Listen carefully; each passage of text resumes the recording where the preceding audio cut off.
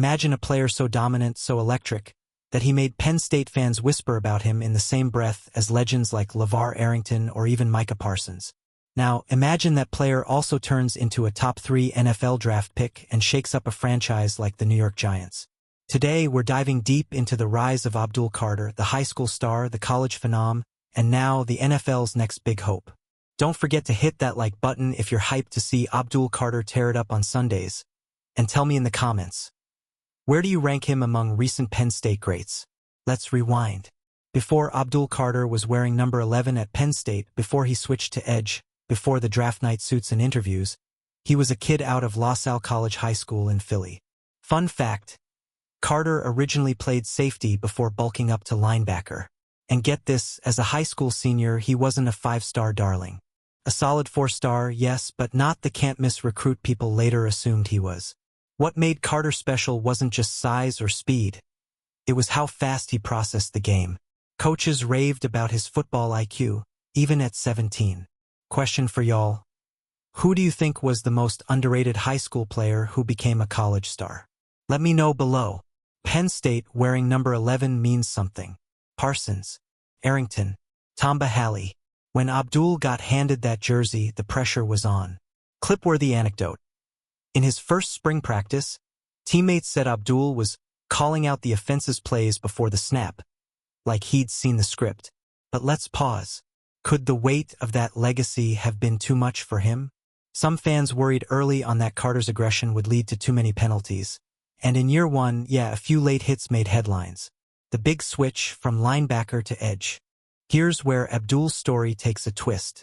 After 2 productive years as a linebacker, the coaches decided, this guy needs to hunt quarterbacks full-time. Breakdown. Why the switch? Penn State needed more edge pressure, and Carter's freakish first step made him the perfect candidate. The result?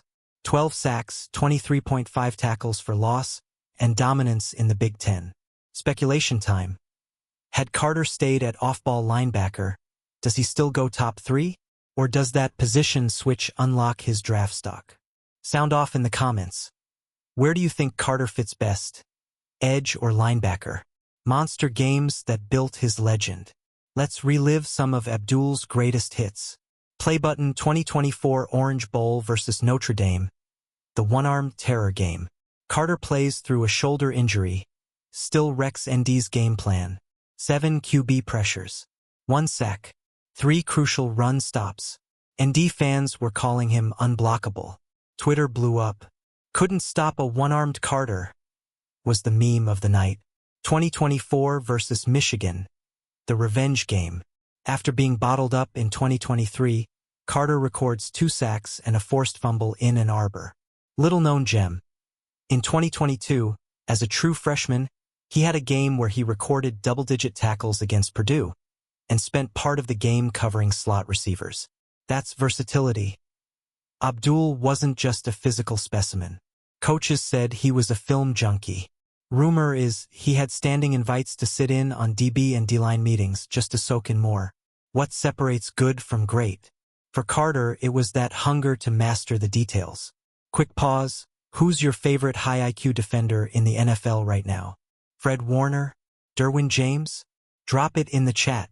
Let's talk draft. ESPN's Todd McShay had him number 2 overall.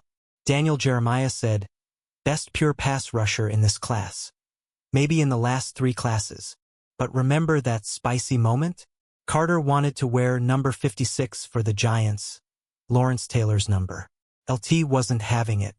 Publicly said, that number's retired in spirit, if not officially. Carter's response? Total class. He said, if I have to earn respect another way, I'm happy to do that. Real talk.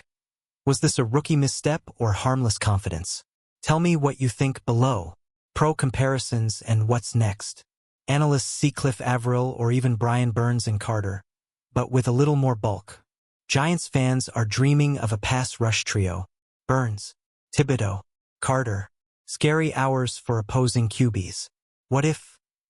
The hypotheticals. What if Carter had stayed at off-ball linebacker? Does he become the next Micah Parsons? What if he went to Alabama or Georgia? Would he have developed the same? What if he does win Defensive Rookie of the Year? Where does that put him among Giants greats already? Final take. How good was Abdul Carter actually? Freak athlete.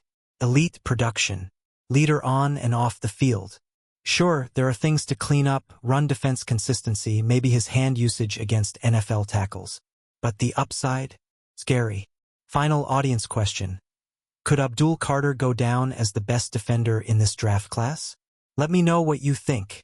And if you enjoyed this deep dive, smash that like button, sub for more football breakdowns, and share this with a friend who's hyped for the NFL season. Asterisk.